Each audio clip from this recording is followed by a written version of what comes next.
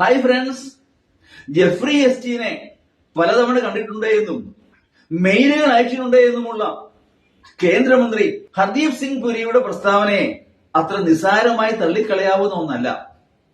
എന്ന് പറഞ്ഞാൽ ഈ ജെഫ്രി എസ്റ്റീനും കേന്ദ്ര ഗവൺമെന്റും തമ്മിൽ എന്ത് ബന്ധം? അയാൾ രാഷ്ട്രത്തലവനല്ല, രാഷ്ട്ര നേതാവല്ല, ഉയർന്ന ഉദ്യോഗസ്ഥൻ പോലുമല്ല, ഒരു രാജ്യാന്തര ലൈംഗിക കുറ്റവാളി. അയാൾക്ക് മെയിൽ അയക്കേണ്ട എന്തൊരു സാഹചര്യമാണ് ഉണ്ടായത്? കേന്ദ്ര ഗവൺമെന്റ് തുറന്നു പറയേണ്ടതാണ്. ഇപ്പൊ പ്രശ്നം എന്ന് പറയുന്നത് കേന്ദ്രം ഒന്നും തുറന്നു പറയുന്നില്ല. എല്ലാം രഹസ്യം, നിഗൂഢം, പരമരഹസ്യം. അതാണ് പ്രശ്നം. ഇന്ത്യ ഒരു ജനാധിപത്യ രാഷ്ട്രമാണ്. അതുകൊണ്ട് തന്നെ ഈ വിവരം നമുക്ക് അറിയാനുള്ള അവകാശം ഇവിടുത്തെ ഓരോ പൗരന്മാർക്കുണ്ട്. 140 കോടി ജനങ്ങൾക്കുണ്ട്. അത് അധികകാലം ഒളിച്ചു വെക്കാനാവുകയില്ല.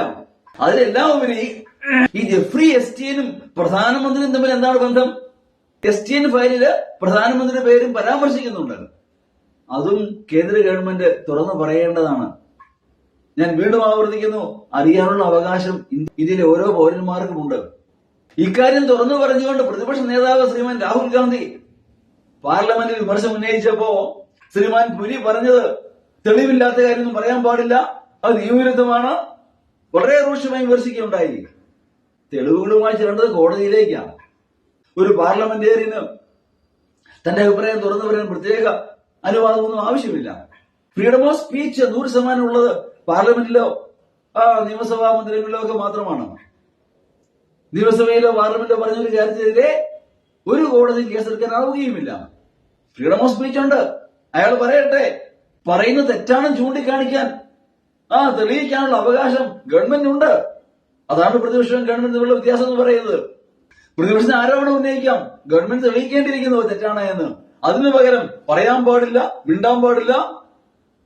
ഇതെന്താ സ്വച്ഛാധിപത്യ രാഷ്ട്രമാണോ? ഹിറ്റ്ലർ ഭരണമാണോ ഇവിടെ നടക്കുന്നത്?